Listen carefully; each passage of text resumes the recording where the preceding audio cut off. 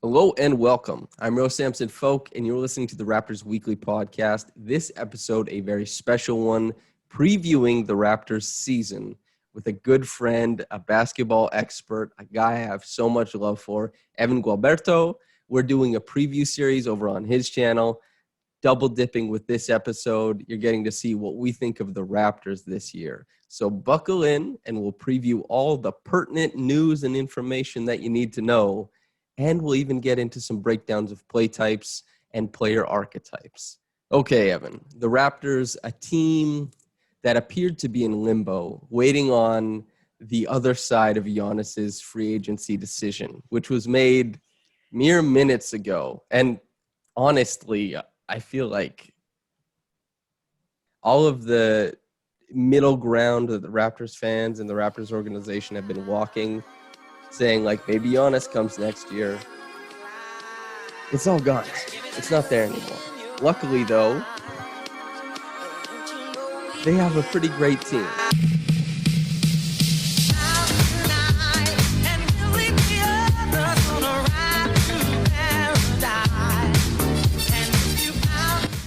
Lots of fun pieces.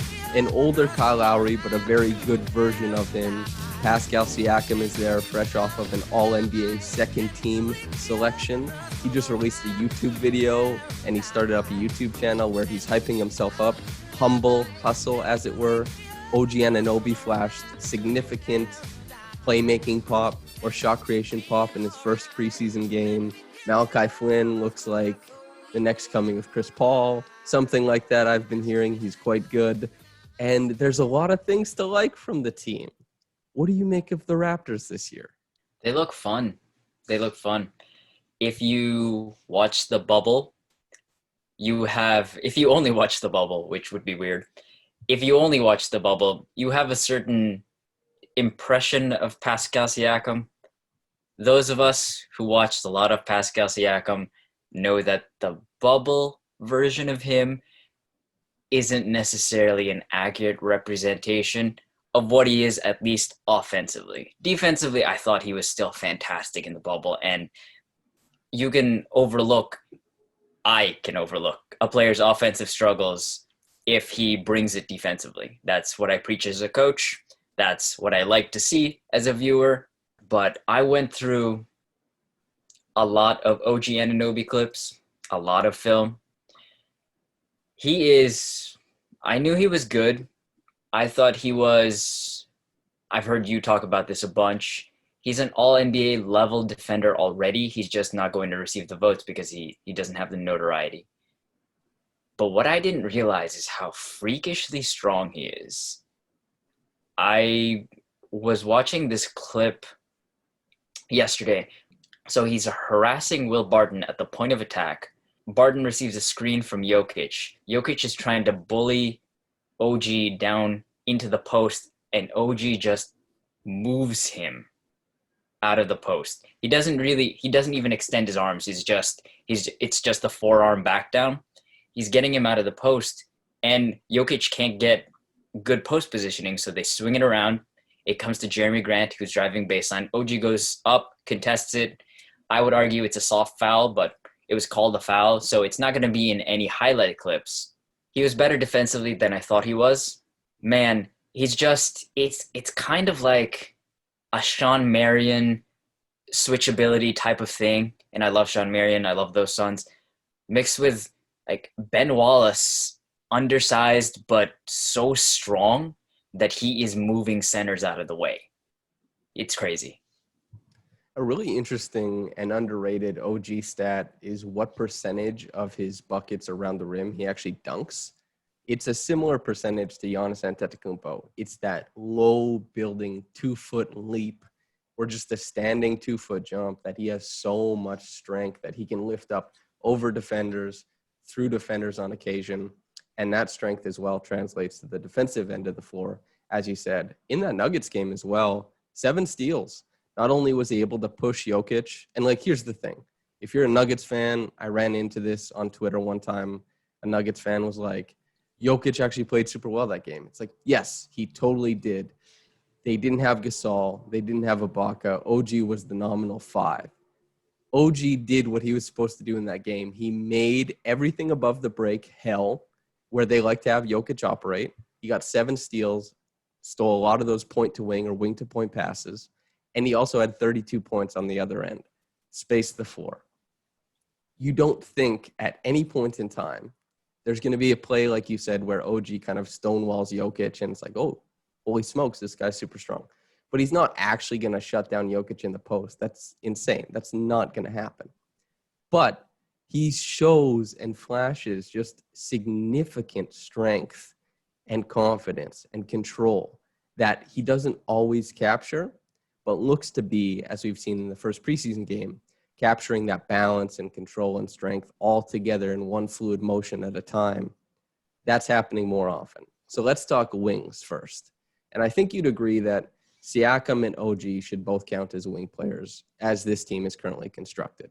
The bigs are Baines, Boucher, and Len for the most part. Whether Stanley Johnson makes it onto the team, who knows, really? I doubt it, but we'll see.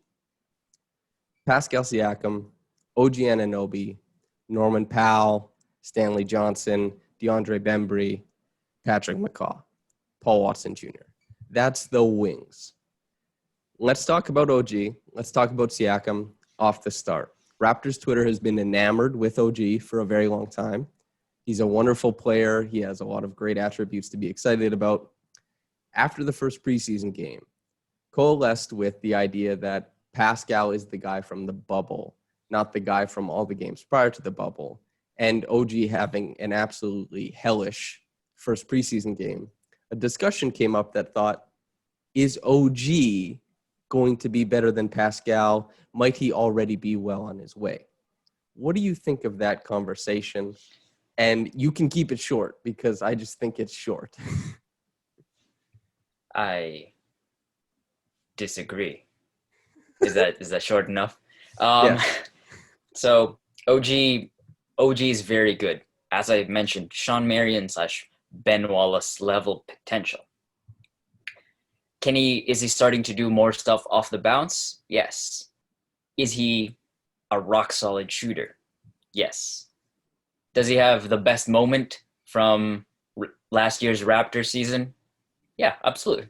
But Pascal Siakam, in terms of how much upside he has, he went from a most improved player type jump to second team All NBA. That's not something that happens very often. And what's crazy about it is there's much more room to grow for Pascal. If we're talking about who is the better wing to big, then I think OG has a chance to be that, because I think if you're thinking about it in terms of how things shake out, Pascal could very much be Draymond Green-ish, and he was in the finals when matched up against him, a guy who can bring down the board, push it on the break, be your decision maker. That's going to continue to grow. Whereas OG is your small ball 5, your guy who you deploy his speed and his length and his strength, and he can space the floor. He doesn't bring you any negatives in terms of shrinking the floor because he lacks ability. So in terms of those two things, I think OG's upside defensively, if he can put it all together, he'll be an amazing defender. But offensively, I as Pascal's. If I'm wrong and OG turns into an MVP candidate, I'd be very happy about that. But based on what I've seen so far and the jump Pascal can make this season and going forward. Actually, I love the way they fit together defensively.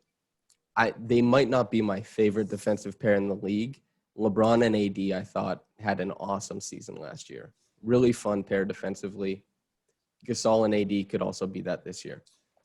But having who I think is the best coverage defender in the NBA, in Pascal Siakam, I don't think anybody comes close.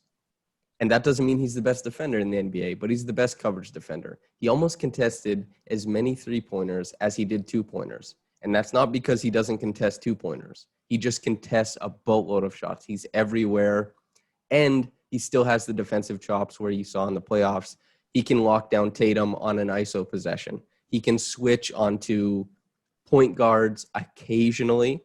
That's not the strongest aspect of his game, but it'll happen. But 2 through 4, easy. He'll be an all NBA level defender switching on to any number of players in that group. It's going to take a superstar to score on him easily. OG Anunoby is a top 5, easily most affecting one-on-one defender. And he's a better help side rim defender than Pascal is. Those two combinations make him a monster for pick and roll defense as well. Having those two guys to flatten out pick and rolls together in tandem is something I love that the Raptors have. I love seeing, especially Pascal or OG paired with Fred, because Fred is as tenacious as they come in those types of plays as well. I love their defensive chemistry. It's fantastic. It provides the Raptors with a floor of like a top 10 defense all the time. They'll have it for as long as those two guys are playing together in their primes. It's fantastic to see. You have those two things to build on. Concrete. Offensively, Pascal Siakam drives a lot. I've said this before, many different occasions. I've written about it, but Pascal is a middling return guy as far as efficiency in pick and roll as the ball handler, the finisher, ISO, spot up, all that stuff, post up. It's all near 50th percentile. So what you have there is a guy who does a lot of things okay.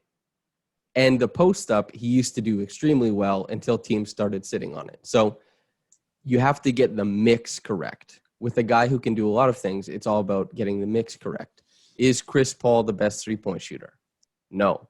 Is he the best mid-range shooter? Yes. Is he the best finisher at the rim? No. But his combination and how he utilizes himself to score against lots of different types of people makes him better at the rim, makes him better from downtown. You have to leverage your higher potency skills to bring up your lower potency skills. And Pascal has to find the right mix of that.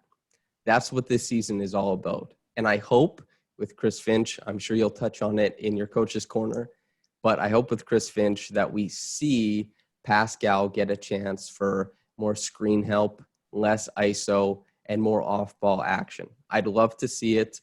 I don't think anybody should be surprised if Pascal has like a baby dip in a statistical category this year. The Raptors aren't trying to just shove the ball to him ideally. And if they do, I mean, hopefully he gets better. Who's to say? But a little dip doesn't matter that much. You just want to see the process get better. A little efficiency bump. And of course, he's one of the most terrorizing players in transition. OG, he brought the ball up. He's starting to bring the ball up quite a bit more in these preseason games. Is that going to stick in the regular season? Probably a little bit. Is it going to be something that happens all the time? I doubt it. He's big. He's flashed an advanced handle. This is something I wrote about last year when I looked at every time he put the ball on the floor, every time, and what happened afterwards. He consistently beat bigs off the dribble. He had the handle for that. It's starting to look like he can actually beat wings off the dribble now. Not consistently, not an incredible amount, but that is in his bag. And against smaller guards, something I touched on last year as well, something Zach Lowe touched on in a recent podcast, he can take smaller guards into the post. And as you said, a very consistent shooter, one of the most consistent shooters in the NBA last year. Any extra thoughts on those guys? As a dynamic duo, those two working together, like you talked about, the future is so bright because they can be so many different things and they both have so much room to grow and they're both very, very good. Yes, exactly. Okay, so among the guys who are offering depth at that position, Deandre Bembry, Paul Watson, Stanley Johnson, Pat Mccaw. Am I missing? Norm Powell. When we look at those guys, who pops to you immediately? Norm Powell. We talked about this on previous podcasts. Norm Powell probably should have won Sixth Man of the Year last year. He wasn't eligible because he started too many games. There were a lot of injuries, things like that. Norm Powell is a guy who he changes the tide of the game with what he brings. I believe we talked about this before, pin down king, receives so many pin downs. And we've also talked about this before. If you change some of that action to OG or Pascal, I think they will become more effective, and Norm will become more effective playing off of that action. Having him as your primary guy coming off of that, there's a ceiling to it. And going forward, I think Norm will start to pop more in the minutes he's given and the actions he's given. And he's a guy who can sort of, when one side is occupied, he'll duck in, he'll receive those pin down, he'll run around everything. He can feast on secondary action. He can feast on defense shifting all the way over, and he can attack. He's a guy who is an opportunistic attacker, and I think if he continues to build on what I've seen him already be able to do, then he will be better in his role. I think you hit on the major points is that in a structured offense last year, Norm was really, really good for the Raptors, whether it be the hammer play they like to run, a pin down for him, where he read the screen really well and the defense really well. He could duck back and take the three-pointer. He could charge over the top, turn the corner, head to the rim, or he could just pop out and hit a three. All of that was stuff he could do. Or he could transition into a pitch play to Mccaw, Siakam, Lowry, whoever was passing him the ball. Good decision-making in the structured sets they ran. Very impressive in transition. I love Norm's transition game. He's become so much better as a finisher at the rim. He's fast. He's aggressive. And as you say, weak side attacking. He can make a defense. He'll punish a defense if they sink. He'll hit from three. If they have that really hard closeout and there isn't a really good rim defender waiting for him, he'll probably take you to the rim, and he dunks a lot of his attempts there. Like, he'll just go up there. He's a really quick jumper, and he'll rock it. That's super fun to see. Norm, even though he hasn't played well in the preseason, you don't want him to grow his game, really. I don't think there's much to add there. You can see with Pascal, you can see with OG, they're brimming with other things they can add, other things they can do. Norm, it feels like I would be maybe asking a bit too much.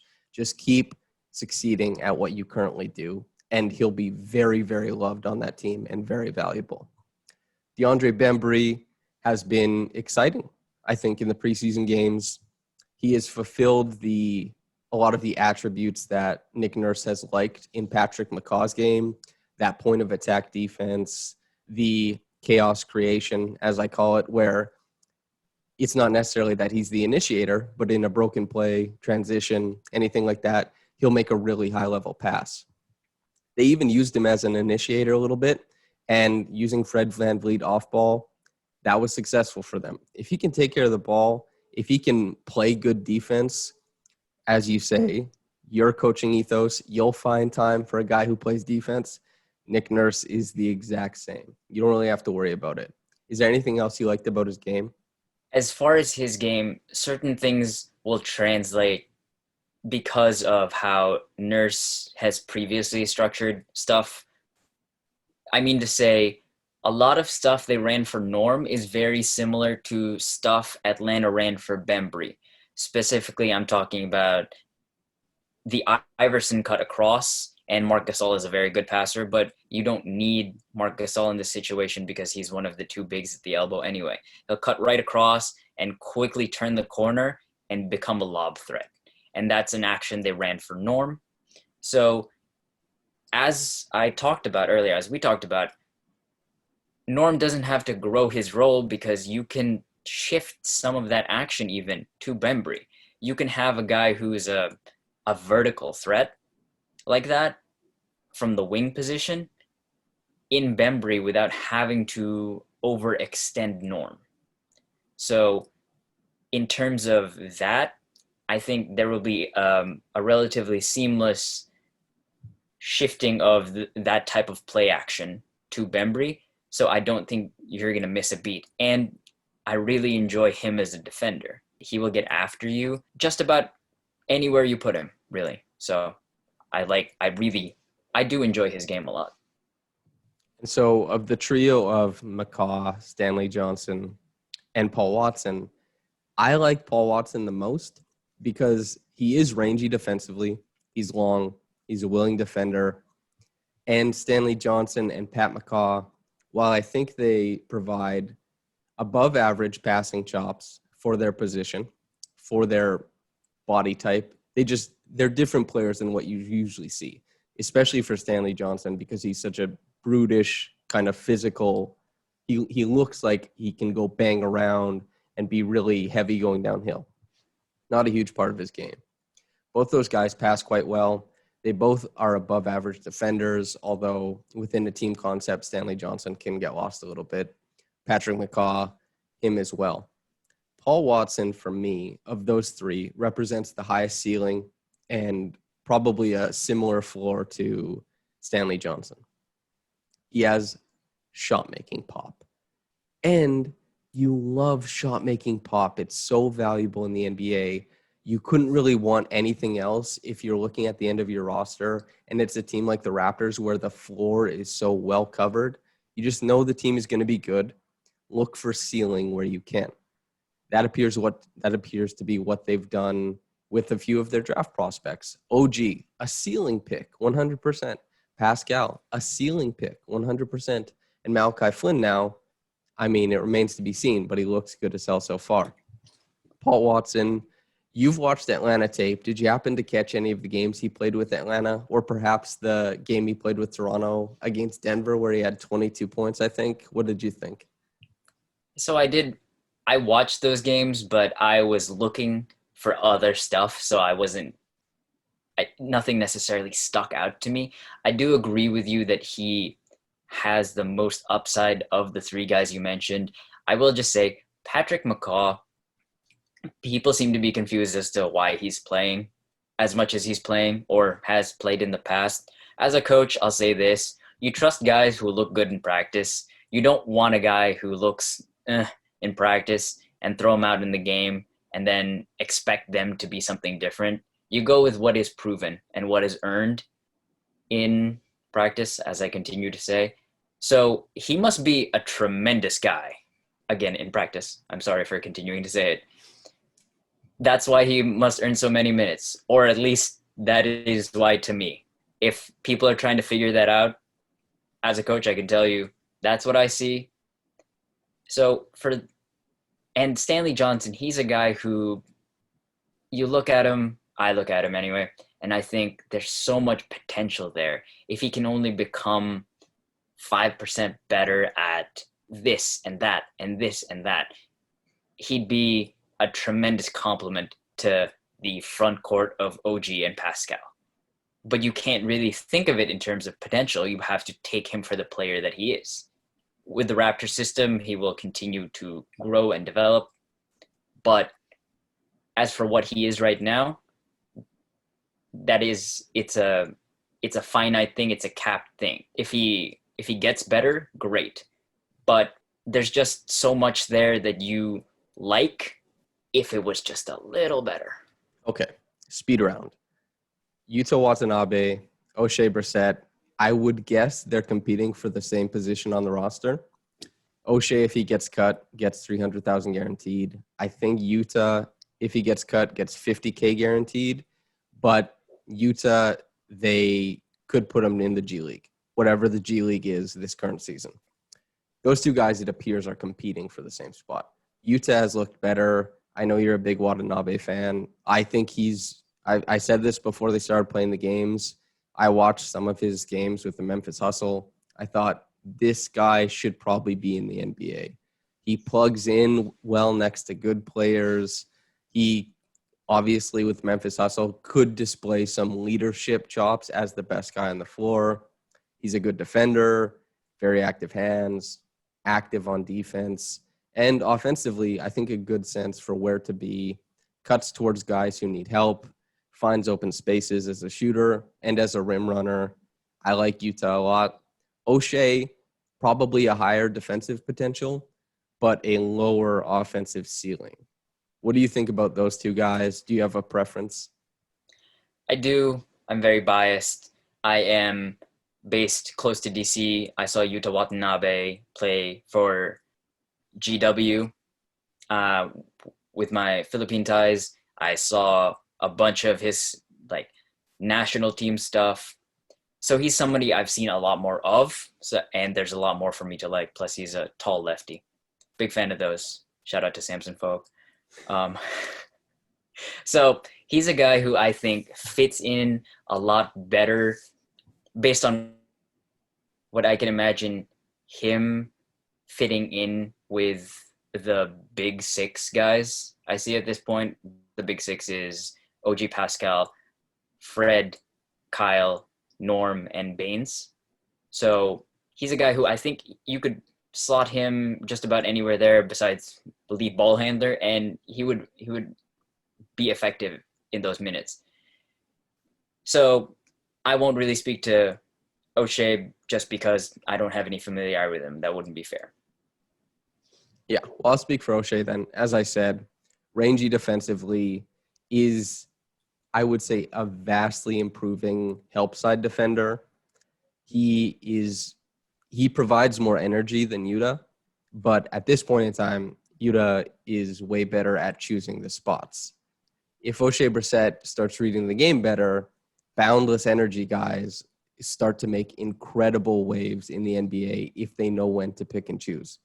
Brissett could be a really, really affecting defender down the line, whether that's this year, what they want from the roster this year, at this point in time. And I know Brissett is like a hometown boy. He's from that area. Like, he's from the GTA, the Greater Toronto area. A lot of the fans love Brissett. He's cool. He documented stuff in the bubble. He's a fan favorite for obvious reasons. And I think, and he's a known quantity in some ways to the Raptors. He's been in-house. That matters as well. Utah's trying to beat a guy who's been there. But Utah, I think, has looked better so far. Okay, let's talk front court. Front court, we have, I would say, you have Len, Baines, Boucher. Those are your three big guys. Stanley Johnson, I don't think is going to factor in, as fun as he is, as good a rebounder as he is. He's an interesting player. I just don't think he'll be a big factor. Baines is the starter, out and out, as you said, a member of the big six on the Raptors, the guys who are just clear-cut, they're going to be there.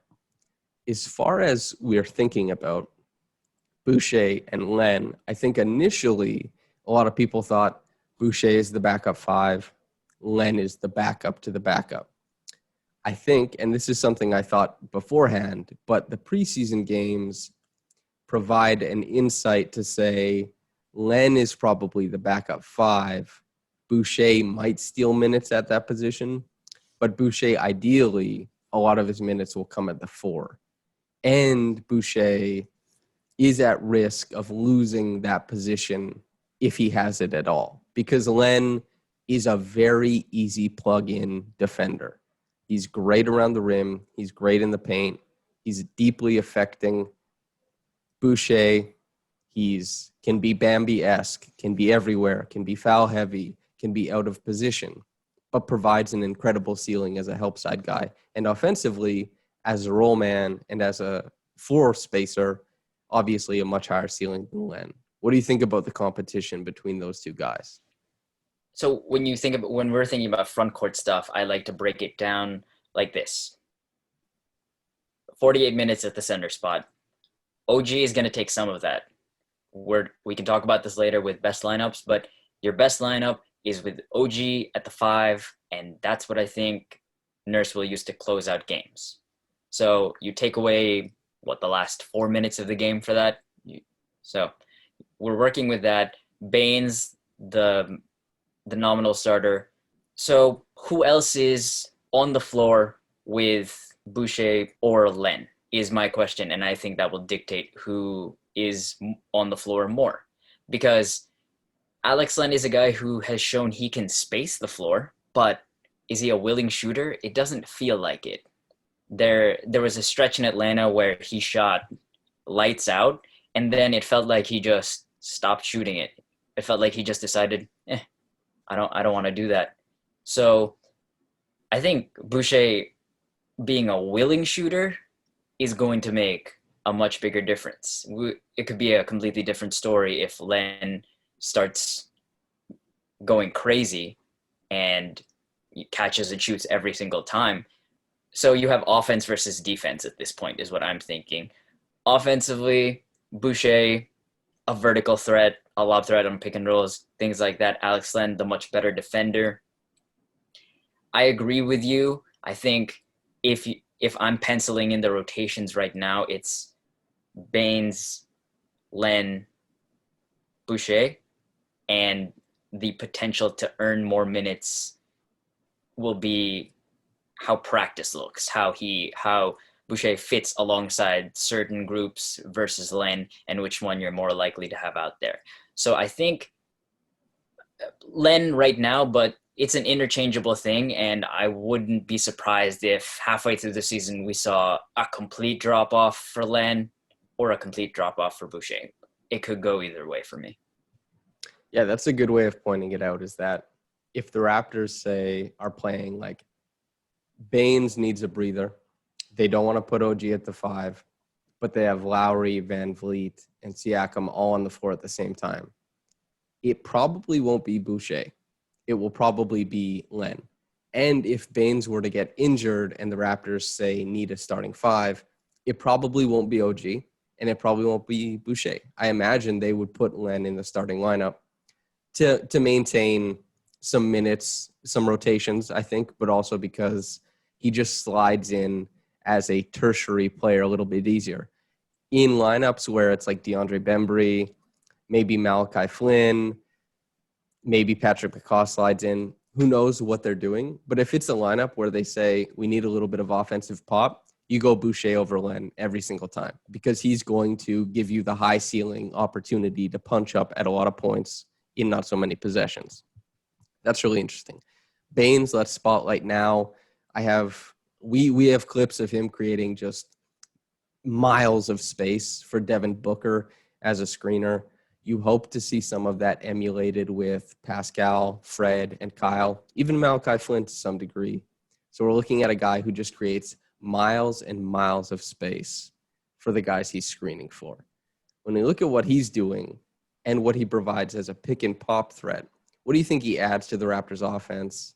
And even so, what do you think he adds to their defense with his decent court mapping and size defending the rim? As a screener, Baines is fantastic.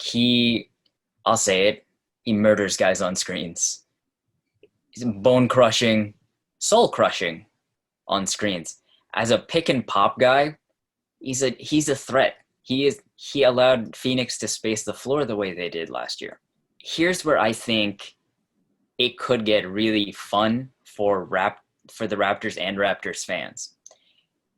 His ceiling, the inside seal, if this is how you know it, it's the Gortat, it's the Tice, it's when you're rolling, you find a spot on the block and you seal the big, your defender, as if you're posting up, which allows a wide open lane for the driver. I think that's something that Toronto could really use. It's something they lacked last year, because when the offense stagnates and you go pick and roll, and you talked about this, you're playing the pick and roll to play make instead of looking to score. It gets really tough when things get bogged down. Now with Baines, he can pop. That's a shot right there. And you're playing pick and roll to play make. That's an option for you.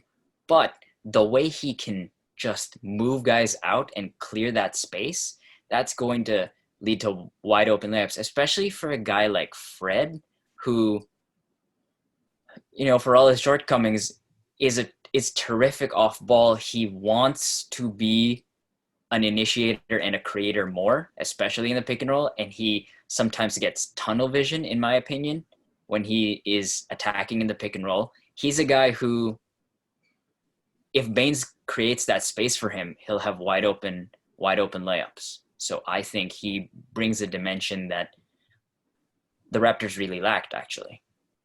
That's what excites me the most about Baines, is that he puts a little bit more of the onus on the ball handlers to take their own shot. And I have long lamented, as you said, that the Raptors use the pick and roll for their bigs to score and rarely ever for their ball handlers to score. I hate it. I hate it. I hate it. I hate it. And it's a big problem in the playoffs, which is why you saw Fred in the pick and roll could not score against Boston. Siakam couldn't score against Boston in the pick and roll, and they had to resort to Kyle, and Kyle could turn it on for a bit, but asking him to be the only guy over 7 games, too much, way too much. I'd love to see that change this year. And that's not to say they have to just barrage teams with pick and roll, but just please, an eye towards the rim, a jumper, stuff like that, I would love. So front court, done. Wings, done. Guards. Now, this is arguably wings and guards because Pascal, second team All-NBA, OG, snubbed from all defensive teams, a very low usage starter, but Kyle Lowry, Fred VanVleet, Malachi Flynn, they look very exciting. Terrence Davis, shortcomings defensively, but significant scoring pop. He always finds spaces for himself on the floor, either as a cutter or as a shooter. He slots in next to a lot of different types of players, and he scores when he's on the floor. Simple as that. Flynn, Fred, and Kyle Lowry. The 2-guard starting lineup, I think, creates more room for Malachi Flynn, a guy who, under typical roster construction, wouldn't get any minutes. There's an opportunity for Flynn not only to have 2-3 minutes a game as the lone guy on the court with the ball in his hands, but also you could get between 8 to 12 minutes a game of him next to one of Kyle or Fred, and that looks increasingly exciting. So I'll let you wax poetic. You know all about Kyle, Fred, less so about Flynn, but what do you think of their backcourt thus far? So just off the jump, I want to hit on Flynn immediately. He has looked good in the 2 preseason games. One thing I know about him for sure is he is a good defender. So if he's a good defender, he will earn minutes on the court. And in that way, plus he correct me if I'm wrong, he's not a guy who really needs the ball, right? He can find his spots and attack spaces. So when you talk about Kyle and Malachi being your primary ball handlers and Fred sort of playing off ball, you have a wealth of options there. Kyle Lowry is a guy who just relentless. He is a winner. He makes winning plays. I was going through some film. You can expect a Kyle Lowry video. Looks a little bit like he's got some Nash in him on the pick and roll, the way he probes, the way he finds gaps, the way he exploits wayward limbs to get to the free throw line, we'll say. And so Fred is a guy who he is most effective when he's off ball.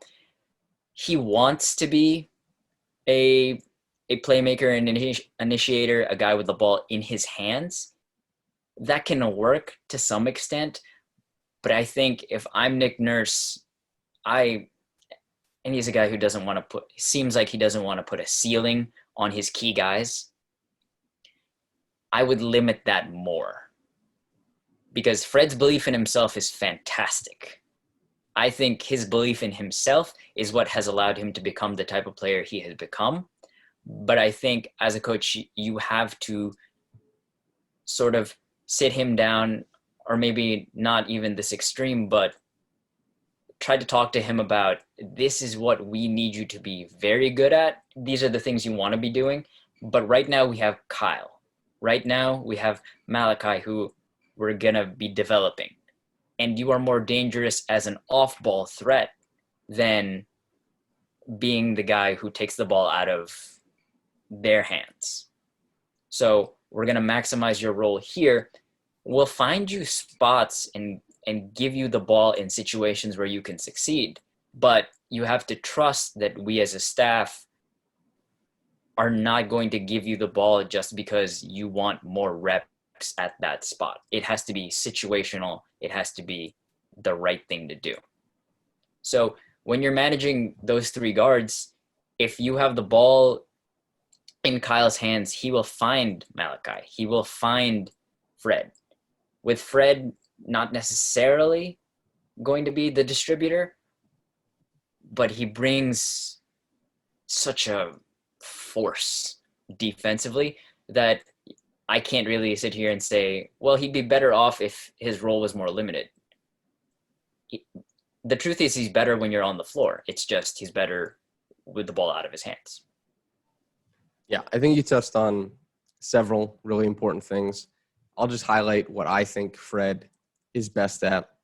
So working off ball, relocation, he's always been able to find himself open above the break, especially.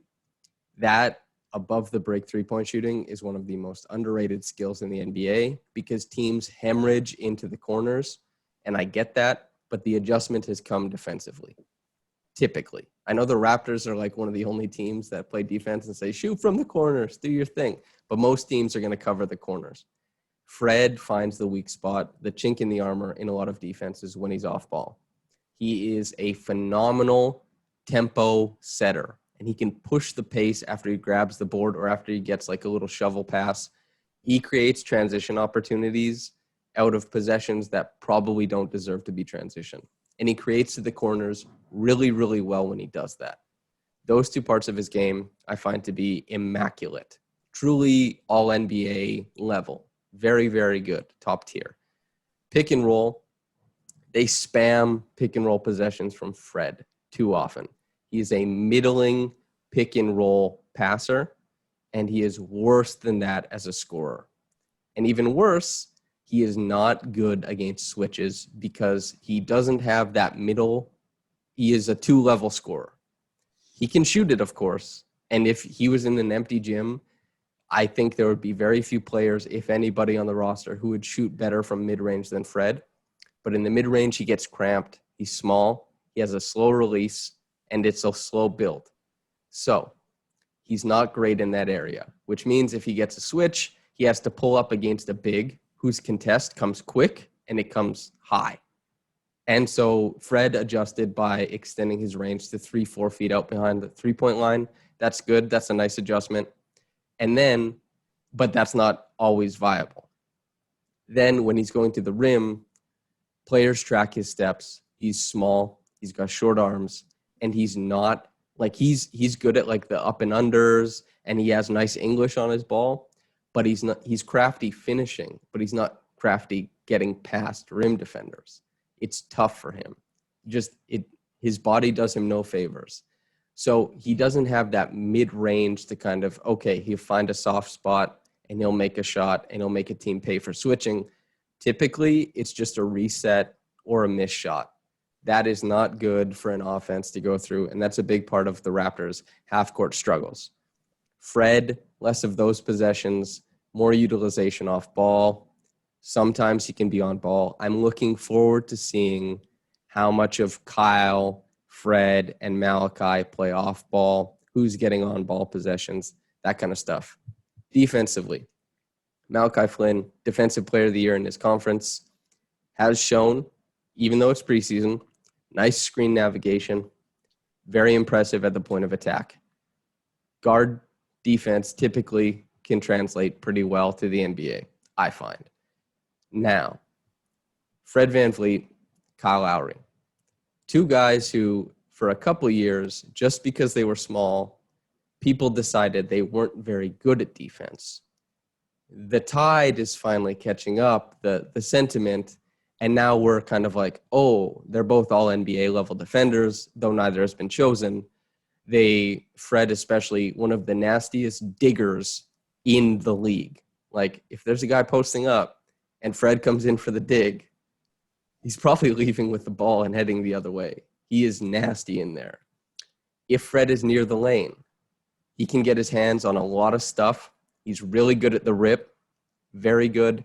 And his pick and roll defense, fantastic, blows up a lot of actions. And anybody who watched the finals in 2019, you know he can track a guy off ball. He did a phenomenal job on Curry. Lowry, one of the most intelligent backline defenders at the guard position in the history of basketball. It is insane that a guard who is 6 feet and maybe even a little bit shy of that scares people away from the paint. But Lowry's smarts, his positioning, and his anticipation make him dangerous as a defender because if you leave your feet, the ball's probably going the other way because he's going to take a charge. And he's just like, if you've ever played a 1-3-1 defense and you're the bottom guy and you run that baseline, it's just reading what the offense wants to do, the proper amount of stunting, the proper amount of actually committing. Finding that balance is hard. Lowry finds the balance, and it's not a 1-3-1. It's just he often finds himself back there because of the rotating defense, and he's so good at it.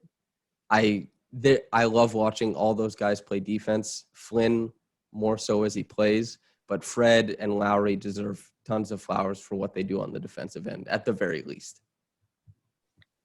Absolutely. Just really quick, it might sound like I'm down. To your point, he's a great push-pace point guard. In the half court, when things get bogged down, that's when I don't want him necessarily on the ball because of how dangerous he can be without it. So I just want to get that clear. Second thing, Kyle Lowry, he is, when you look at him, if you don't know anything about the league, you would think that is a mismatch waiting to happen. Guys are going to barrel into him and post him up. I put together a little video during the championship run of Joel Embiid, Ben Simmons, bunch of Giannis even trying to back him down in the post, and he's not budging. So when you think of a guy who is an elite rim defender, a rock-solid post-up defender, and it turns out he's not even 6 feet tall, that can do wonders for your defense. Yeah, and just to his pull-up three-point shooting and set three-point shooting, talking about Kyle here, has been trending downward. Whether it will keep doing that, whether you can expect Kyle to be like a 34% three-point shooter, I'm not sure if that's going to come back up. That is a developing part of his game. It could slip a little more. The legs, the back, he's aging. Who's to say? But his passing just keeps getting better and better. His interpretations of the floor are what's brought him to the Hall of Fame, both on offense and on defense. He tricks teams all the time. They just have no idea what he wants to do with the ball. And then a pass is there and it's a dunk. And you're like, how the hell did this happen? He's an incredible passer. He manages the game better than almost any player out there. He has been, since he's hit his prime, a correct and honest, I think he is comparatively similar to Chris Paul since in these past however many years. He doesn't have the start of his career to lean on like Chris Paul does. Chris Paul probably has a better career, sans the championship. But Chris Paul and Kyle Lowry have been separated by margins and slim ones since Lowry started ascending in the league. He's been that good. He's aging extremely well. His game just, it ages like a fine wine in a lot of aspects. So I love what Lowry's been doing. The whole team covered now. So we've got our wings, guards, and bigs. We have Nurse. We have Finch. We have Jama Malalela. We have Scariolo. We got Alex McKechnie. We got Bobby Webster, Masai Ujiri. Got a lot of big names guiding the ship off the court and applying their intelligence to the Raptors' offense and defense. Ceiling, floor.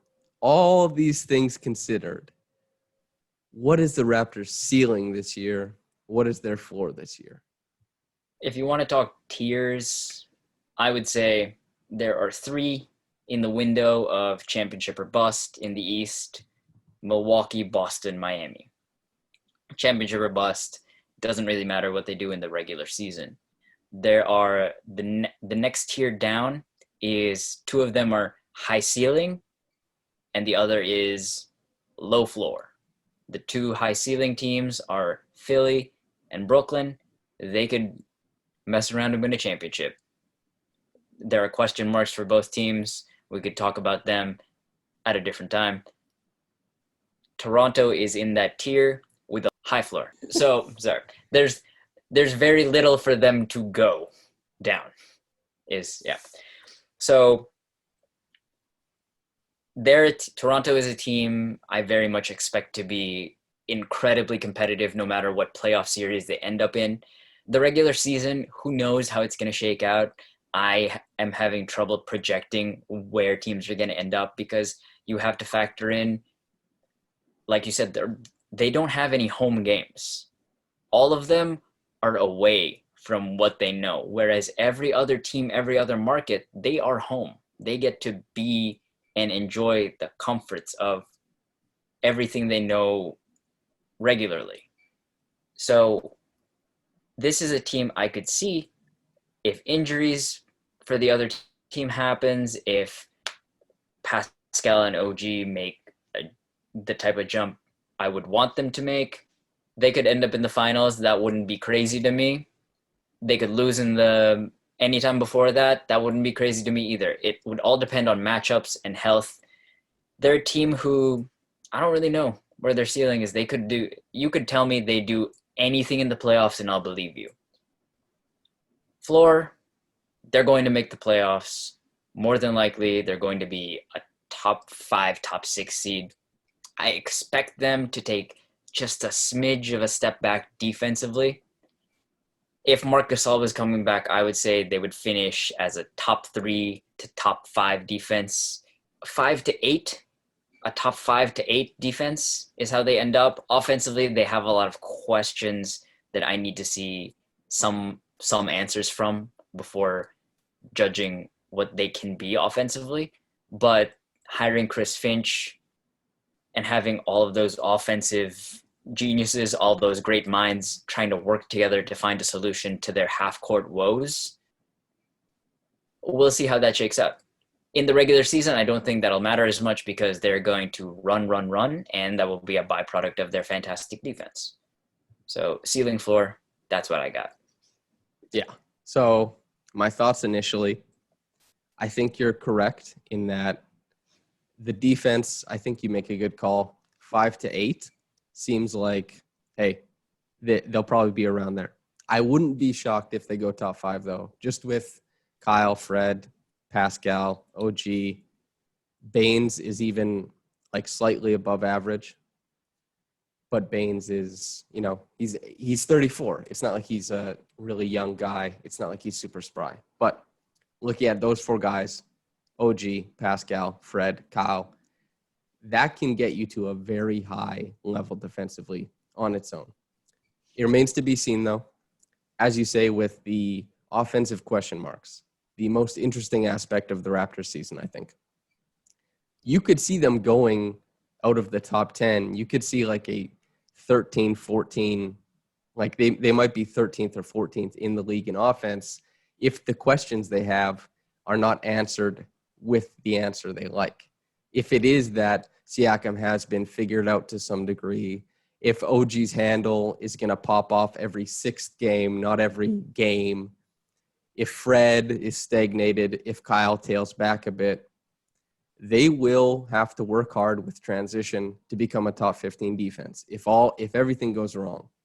If everything goes right, if OG, Pascal, Fred all improve as offensive creators, which I don't think is crazy. I don't think that's beyond the pale. And Kyle is static. He's very close to the player he was last year. They could it would be quite conceivable to me that they're a better offensive team this year, statistically, than they were last year. That wouldn't shock me, but those things probably need to happen. Ceiling, floor, as you said, they have championship fiber in the team. Nothing they do in the playoffs would surprise me. I would be shocked at a first-round exit, but if they made it to the finals, if they were the puncher in the Eastern Conference, like teams, if they matched up with the Raptors and they thought like, oh my God, this team is going to kill us over 7 games. And instead of Kyle Lowry fouling out at the end of a game 7, you have shot making from one of Fred, Pascal, or Kyle, maybe even OG, then they can steal stuff. And teams have stolen series, as we saw with the Nuggets. The trouble is with the ceiling thing, they won't have the best player in a series against Milwaukee, Boston, Miami, if Jimmy regresses, but probably not. Brooklyn, no, it's going to be KD. And who else is there? They're the 5th team. Oh, Philly, Joel Embiid. Really. Pascal would have to be monumental in his steps to outpace any of those 5 guys. That's what makes it tough. That's why I don't blame people for saying the Raptors really aren't a title contender. I think they are a very good team. I wouldn't be shocked if they got to any place in the playoffs, as you say, but I don't blame anyone for thinking otherwise. Not at all. Okay, we've established the ceiling, the floor. We've talked about the team up and down. Now, the tone setter, the man who comes in and controls the pace of the team, the person who has the aux cord, because teams have noise. As you saw, the Clippers had noise last year, and the noise wasn't music. It was, muffled screams, something of that sort. The Raptors, when they won, vibes, good ones, a lot of memes. They had an incredible rise, that kind of stuff. Spicy P came along. Kyle Lowry, Kawhi Leonard had some camaraderie. Serge Ibaka eating food, filming it, all that kind of stuff.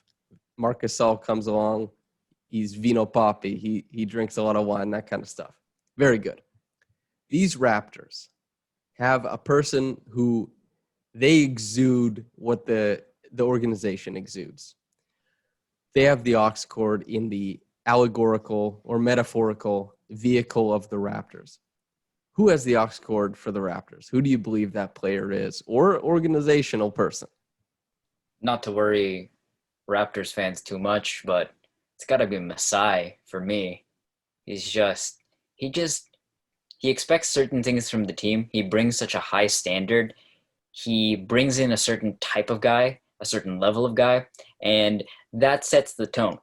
Now, if we're done talking about up top, everything else is Kyle Lowry. Greatest Raptor of all time. I don't think there's any dispute. Just the best guy.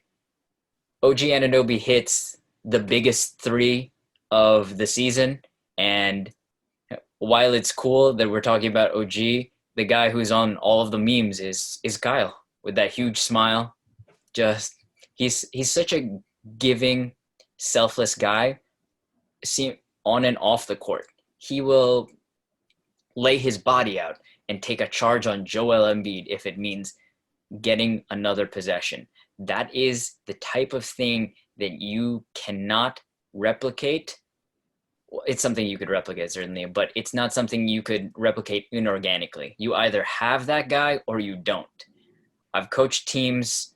I've been in locker rooms where you're trying to find that guy and you're trying to talk a guy into becoming that because you could see him get there. But if he's not there, you can't push him that way. It's there or it's not. And Kyle is a guy who, and maybe he's playing music recorded by Nick Nurse. That, Nurse will echo throughout the vehicle, but it's Kyle. It's his aux cord. He decides what to do. Sometimes he'll give it up to other guys and let them feel like they have a stake in this, but it's Kyle through and through. I think the best example of Kyle, just everything he does bleeds into everybody around him. The Raptors' on-court ethos is Kyle Lowry's game. It has become completely Kyle Lowry's game. The things that he likes to see happen on a basketball court is now how the Raptors play. And it's because of him. And there's a reason he's so good at steering the ship. Maybe most importantly, Kyle Lowry made the All-Star game, not on his own, but certainly is one of the the flavor makers. He made it fun with charges. I don't know who else has the cult of personality and impact on his fellow players that Kyle Lowry does. That could make taking charges in the All-Star game like yes, he's done it. Like it works like a jumper. Like James Harden hits the game-winning three. Kyle Lowry's splayed out on the floor, and everybody's cheering because it was a charge. He has an incredible magnetism about him that is just, I do not see it emulated by a single other player in the league. He is so unique and wonderful. The aux cord is his. And obviously Masai picked out what car they're driving in, I suppose. There's something there, a metaphor of sorts. Okay, Evan, now it's time for Coach's Corner. Now, what happens with Coach's Corner is Evan is a coach. He's also created a very popular YouTube channel wherein he's decided to say, hey, I noticed this stuff that was fun on the court. I've clipped it, and here it is all together. So I said, Evan, if you could do me a favor, would you just do that for this team? Tell me what is interesting about the sets they're running. Tell me, and I could learn about stuff? And he said, hell yes, Sam. I got you. I'll do that. So that's what this is. What are you talking about today? So this one's a little interesting. It's a little unique because the Raptors are a little unique. So I went way back. 2012, London Olympics.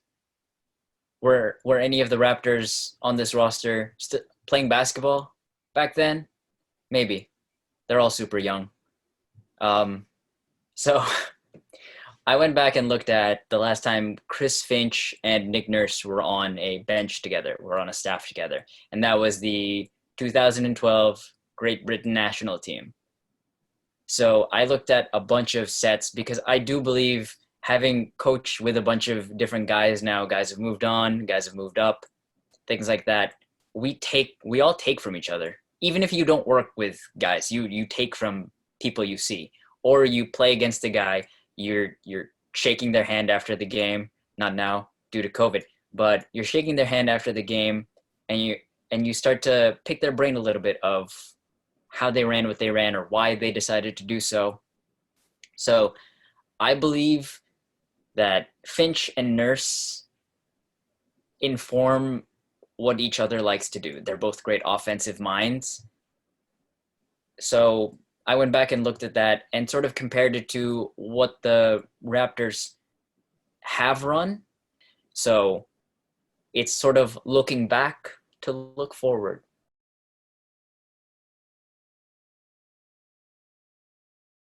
Here we see Nick Nurse and Chris Finch from the 2012 London Olympic Games, a matchup between Spain, who ended up finishing a tight contest with the USA in the gold medal game, so they are the Olympic silver medalists. Chris Finch was the Great Britain national team coach. Nick Nurse was his assistant. And interestingly, on the other side of this is now Toronto Raptors assistant coach Sergio Scariolo. So we're going to take a look at some of the stuff Nurse and Finch ran for their team. Here we're going to see an Iverson cut by Luol Deng. And the most important thing about these clips between Nurse and Finch is they like to keep the weak side occupied and flow into secondary action. So Luol Deng looks for a post-up, doesn't receive it, gets the ball back, kind of a brush screen from the ball handler, is able to drop it off. Again, Iverson cut. So the weak side, not really engaged in this, but spacing is very different in 2020 versus in 2012. But it's just to demonstrate this concept of they are looking for actions that flow and spacing most of all. So here we're going to see a double pin down and then flow into another double pin down. And obviously Luol Deng was the key man for this Great Britain squad, and so it's just a bunch of stuff to get him to be able to turn the corner and go downhill or pop open for a shot. Now, I don't know if Nurse brought this to this team, or Finch, it doesn't really matter, because here we're going to see Toronto Raptors run a double ball screen right into a double pin down for OG Anunoby to curl to get right to the basket. As you can see here, Great Britain was not able to pull off the upset against heavily favored Spain, a 1-point loss with a roster that had one NBA player, 1.5, Pop Spencer-Bonsu would go on to play in the NBA, I believe, but the point is that Finch and Nurse were able to maximize what they had. And now we're going to take a listen to Chris Finch breaking down a New Orleans Pelicans play. The thing I want you to pay attention to is how he talks about the actions off ball, because I think that'll be important for the Raptors. This is one of our favorite plays to feature Zion in the post, where he's had great success so far this season. We get the ball into him, and then you'll see great action off the ball occupying the defense. It starts with the high split here between JJ and Drew. You can let it roll. Now JJ cuts to the basket, occupying the weak side. And now the perimeter players are moving in concert with the cutter and changing their spots to keep the defensive players occupied and off balance. And it'll provide outlets for Zion. Now, Nico has to move again, and he's the eyes of JJ. And we drive, and what we create a pass-pass combination, which we talk a lot about. That's a wide open corner three for JJ, but created by his teammates' movement on the floor. Hey, I hope you enjoyed Coach's Corner. I sure did. Look how much we learned. That's fantastic. Thank you, Evan. But now we're here to talk about the best lineup that the Raptors have to offer. This is not guaranteed to be the lineup that gets the most play. This isn't guaranteed to be the closing lineup. It's a lineup that we think Nick Nurse will at least play a decent amount of minutes and will win a lot of those minutes, especially on a good team. You think this lineup is going to win minutes because, of course. Now, it is the same lineup for both of us, and it consists of OG Anunoby at center, and the graphic is up there right now. OG Anunoby at center, Pascal Siakam at the 4, Norman Powell at the 3, Fred VanVleet at the 2, and Kyle Lowry at the 1. Evan, let me bounce this off of you. What are the initial benefits of this lineup that just pop out to you? I liken it to the Warriors' death lineup. Pre-KD, because that's not fair. When KD arrived, world ending. Pre-KD. So you talk about that group, and Steve Kerr sort of arrived at that group out of necessity, right? He wanted to set the tone. He wanted to, if you're talking about being the hammer, hitting the nail right on the head and just burying teams with a specific play style. We saw it last year against Boston. I'm sure if I look back far enough, you could see glimpses of it here and there, of Nurse starting to dabble with it before. But I would love to see this lineup do what Golden State sort of did in the following season when they won 73 games, is you use this lineup to be your closing lineup to maximize what you have, your speed, your size, your shooting, your length. Well, not necessarily size in the big sense, but length. Kyle Lowry has the ball, or Pascal becomes more of your initiator, and you have guys like Fred and Kyle just running around, relocating. OG, we talked about him a lot. He can guard the 5. Norm brings a spacing threat, a speed threat. This is a group I see teams, when it gets close to crunch time, them starting to look and turn and be like, is it happening?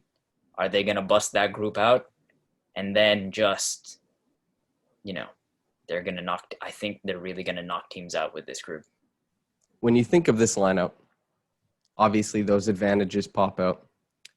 The detractors of a lineup like this would say, maybe Baines is a better fit. You can pull Powell out. Do you think there's any case to be made there? Or do you think you just have to kind of put your head down and say, OG's going to handle it, and Norm is going to bring enough offensive punch to keep the Baines lineup away from being the best Raptors lineup out there. So there's a sense of familiarity with the reason I talked about the Warriors lineup is because it's a proven thing in the playoffs. Boston is a really, really good team. They're terrifically well coached. They're incredibly long also. You're talking about a group that was able to, I would say, draw even or draw level with them just because of how good they were. I could see a world, like you said, if Baines is rolling, or not necessarily rolling because he might not roll, if Baines is popping off, sorry, if Baines is popping off, then yeah, sure, I could see that being the case. But I think of it more in terms of defensively, in terms of switchability. The only guy you would really worry about being switched onto a big there is Fred, just because I talked about how Kyle pushes bigger guys. Norm and his switchability, I think, plays a bigger factor than what Baines could bring as a big, because I think OG as your 5 is lethal, and having a guy bigger but slower than him, not the best. Yeah, I think they were susceptible to lob threats a little bit with that lineup, but the proof is in the pudding. The defensive rating was insane with that lineup, and they also needed to score the ball too. And Norm actually, especially in that double overtime game, it was kind of like, oh, this scoring pop is very important. And they weren't going to go to Serge because Serge was getting murdered in the pick and roll defensively. They couldn't do it. I know some like that was a huge conversation throughout the offseason and during that series was like, why isn't Serge closing? Because he's going to score the ball. And it's like, are you watching the pick and roll defense? Kemba is eating him alive. And you watch OG switch onto Kemba, and suddenly Kemba's like, oh, I don't want the ball anymore. I don't want to dribble around this guy. I'm not going to beat him off the dribble.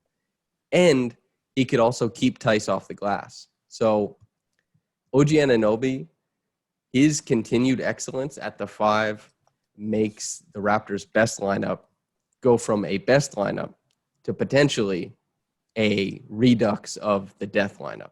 And it depends on what they're doing offensively, of course, too. But there is some serious potential for that lineup to just roll over teams. I'm very excited. Anything else you'd like to talk about regarding the Raptors? What interests you? What have we not touched on? Have we missed anything? No, not really. Besides my love for Kyle Lowry, just there's never enough time. We could sit here and talk for 2 hours, and I could just go on, and I could show you clips, things like that. Just I love him so much. He is a consummate winner. He's a guy who I'm so glad he has a championship, because he's a guy in that group of the Jimmy Butler, Chris Paul, where it's like these dudes may not have a ring, but they are winners. They set the tone. They are so unselfish, and they elevate everything you do. Maybe not necessarily as an organization, because they go to organizations where there is already that, but as a team, it just, you shoot up. So my love for Kyle, just wanted to shout it out one more time. I'd like to highlight, and I'll throw the play up, it's Kawhi Leonard's big dunk on Giannis. Just, I think the easiest thing to say, like, what does Kyle Lowry do in the margins that you don't see? On that huge dunk, when you're watching Kawhi, you might notice that Kyle is pulling on Giannis. Like, he's pushing him down so he can't contest it properly. And in that moment, why he thinks he has to do that, hilarious. But that's a guy who, at any cost, is like, I have to win this game. I'm not giving Giannis a chance to block Kawhi. I'm going to dig my elbow into his hip. Incredibly funny, an incredible winner. Kyle Lowry, yeah, so much love for him. Evin, that's the Toronto Raptors, man. I feel like we've talked about the team. I feel like that's a pretty resounding, like 100% of the roster. Like, we talked about it. That's the team. That's OG level court coverage is what that is. Yes. OG, Pascal level court coverage. Chris Boucher on the off occasion where he's Spider-Manning out to a three-point shooter. Something Yes. like that. So if you are listening to this on Raptors Republic, check out my channel. We have the video version of this up. Coach's Corner will be, I think it is more beneficial to see the clips I'm talking about. So please check that out. Thanks for tuning in. This was an absolute blast. Evin, thank you very much for coming on. This is the fourth time now, I think, with Raptors Republic. Always a blast. So much fun. If anybody enjoyed this and wants more NBA-wide stuff, you can check out Evan's channel, as he said, Evin Gualberto, where we'll be hosting a weekly podcast talking about NBA stuff. If you liked our opinions, if you want to see that at any point in time, whatever. If not, I hope you enjoyed the Raptors conversation. I hope you enjoyed the Raptors season because I think it'll be lots of fun. But that's it for me. That's it for Evin. That's it for you, whether you're getting into this in the morning or at night. Have a blessed day and goodbye.